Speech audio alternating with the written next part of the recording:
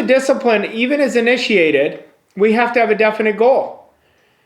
And if we don't have a definite goal, it's because we haven't worked on our why. When our why is strong enough, you will overcome any adversity. Now, I talk about standards so often because of this fact. It is impossible to exceed the standard you set for yourself. You are never going to exceed your standard. You can grow it, but you're not going to exceed it. You could say, hey, I'm in a job that I don't like. Well, who's choosing that? Or I'm in a relationship I don't like. Or I can't build discipline. Yes, you can. You haven't made it a target. Okay? Now, your standard is your baseline.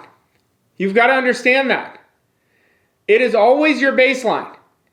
And that's why it's so important. Now we want to keep increasing it so your baseline keeps going up and you attract everything in harmony with that.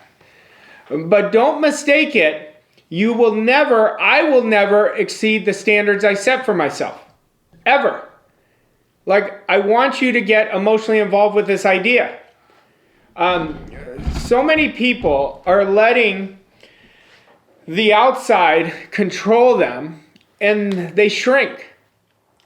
Then we got to ask ourselves, why are we shrinking? Well, that's our standard. I'm used to doing things. I'm used to doing X. I'm used to running away. I'm used to taking the easiest way out. Well, is that going to keep getting you to where you want to go? Like, ask yourself these critical questions. Then we look at your standard always sets where you're going. And right now, if I'm talking to you right now and you do not know what your standard is, you are in a very dangerous spot. You are in a very dangerous spot. And I want to emphasize that. I want to emphasize that very clearly. Now, the standard you hold yourself to is the most important core value you can have for yourself. I'm not saying it's greater than your family, but family is a standard too. Okay? Your kids are a standard. Your marriage is a standard. Your relationships. And one of the things you have to hold firm in are, what are my core beliefs? Because nothing is going to impact your beliefs more than your standard. See, whether you think you can do something or not, you're right. You are absolutely right. And I will tell you that you want to design an environment, when we're talking about discipline, design an environment where the group you're in are congruent with the behavior so you don't have to put on these different masks for different groups. Make like-mindedness, make stretching part of the group you're in. Then it's not, oh my God, I've got to act this way or that way, right? So we want to start asking ourselves, and like for me, okay, we started, I've been doing this for a long time, but when Mikey and I went out and decided to partner up and created Voss, it was all because we wanted to impact more people. So I'm always asking myself, how can I impact the maximum number of people? And I have a core value as part of my philosophy, always give value before you ask for value. And I encourage you to make that one of your philosophies. You have a world of people who are always worried about what they can get. And I'm focused on, like for anything I do, I want to give so much more value than we get back in investments from our prospects, okay, from the clients we help. And, in order to do that, you have to build your audience. And in order to build the audience, you got to do it with value. My audience may be a different audience than yours, okay, whatever business you're in. Like Stephanie, your audience is for sure different than mine, but most people are not willing to commit to delayed gratification. And they're needing it now. And what happens is they change gears. Every day they're changing gears because they're not understanding how important the value you bring to the marketplace is. And that's why I say you've got, like, the two most important things is practice and discipline. But instead of saying, I don't like this, say, how can I bring the most value? How can I bring the most value to the marketplace? And like, I look at people in two forms. They're either givers or takers. Okay? Those are my two. Like, I know a taker, I can smell him from a mile away. I can really smell him from a mile away. And I know a giver because everything is heart-based.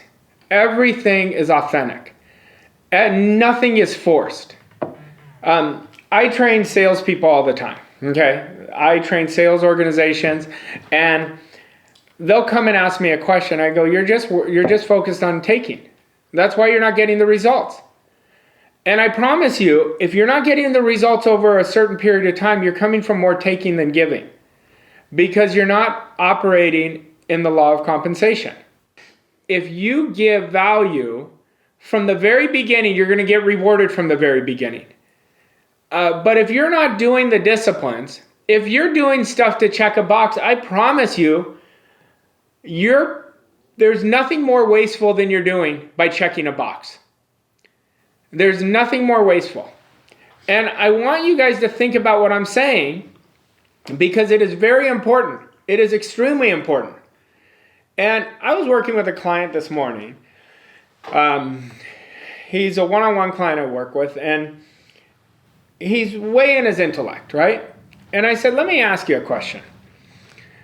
I said, a month ago, you were really emotionally involved with what you don't want. I said, tell me what triggered that. Because I'm working with him on getting emotionally involved with his disciplines, with what he wants. And I said, well, we know you can get emotionally involved because you just showed me a month ago, you told me exactly what's wrong. So you know you can do it. So now we've got to anchor that same feeling towards what you want. The best thing you can ask yourself, if you're going in the wrong direction, is what do I want? It will get you to flip. It will get you to flip right away. That question, what do I want? And that's where I want you guys to get to. But I don't want you just checking a box. That is a huge mistake. Like Geneva, I want you to stop asking yourself, how is it going to happen? It does not matter how it's going to happen. That is not a good question. That is a question coming from your analytical mind. I want that to stop. That question does not serve you. The question that better serves you is, I can't wait to see how it unfolds. You know, that's a much better question. So we want to start asking ourselves the right questions. And when I said review and reflect daily, that's an absolute game changer. I promise you it's a game changer. But we've got to ask ourselves, are we asking ourselves the correct questions?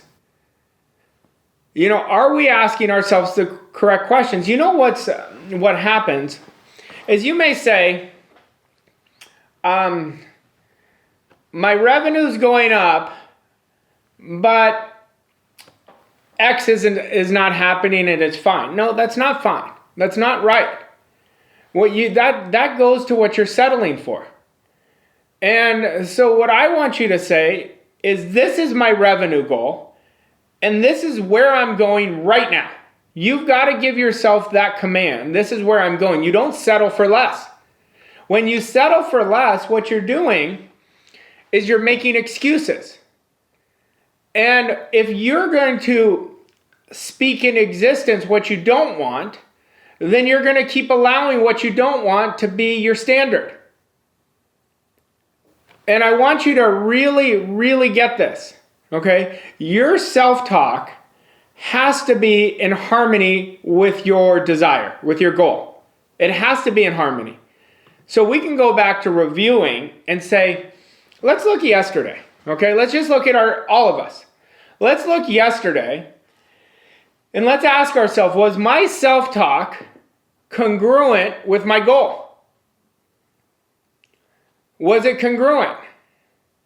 Now, I can tell you somebody's it was, and that's Maria over there, because I got a text this morning from her.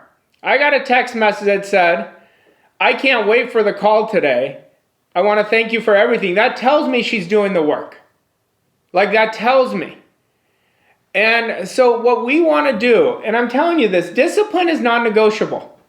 So if you right now are sitting there like I was 18 years ago, had a terrible relationship with discipline, it is absolutely essential to create a world-class life. Without it, it's not going to happen. And I'm going to tell you guys this. I think I was telling Mikey this the other day. I said, for me coaching, and for myself looking back, it's easy to take someone from bad to good. Like, bad to good's easy. Taking them from good to great, that takes another level of discipline. And take someone from great to absolutely exceptional is even another greater level of discipline. You know, from bad to good's easy. You just switch a few things, they'll go from bad to good, right? But to good to great, and then great to exceptional, and I want to take you guys from wherever you guys rate yourselves right now to exceptional. You have the same amount of potential inside of you that anybody who's created absolutely amazing things. There's nothing you don't have that somebody else has. There's nothing I don't have that you don't have. And I can tell you, if I can do it, you could do it. But here's the deal, guys. You can't shrink. Shrinking is not the deal. It is not the deal. And you can tell when somebody's shrinking by their communication. They communicate just enough to make it easy for themselves. But is that going to get you to your potential? The answer is no. It's going to stunt your growth, and it's going to stunt your talent. And all of you have your own exceptional talents. But if you don't communicate effectively, it's going to stop it. My goal for you guys is, part of your standard is there's no gray area in my communication. Whether it's with myself, whether it's with my spouse, whether it's with me, whether it's with the new wonderful people you're going to attract in your life going forward, okay? Communication stunts growth more than anything. And how we communicate with ourselves is the most important form of communication, first of all. And let's understand this. Failure is our biggest asset. It is not our biggest hindrance. It is our biggest asset. I have learned so much more from my losses than I have my wins. My losses is what's created the wins. There's so much value in failing. And now, a lot of people don't. It's not like I wake up and say, hey, let me see how I can fail today, because I don't. I don't even see failure as an option. So even if I can't figure something out, I don't look at it as a failure. I just keep thinking, you know. I just keep thinking of ideas.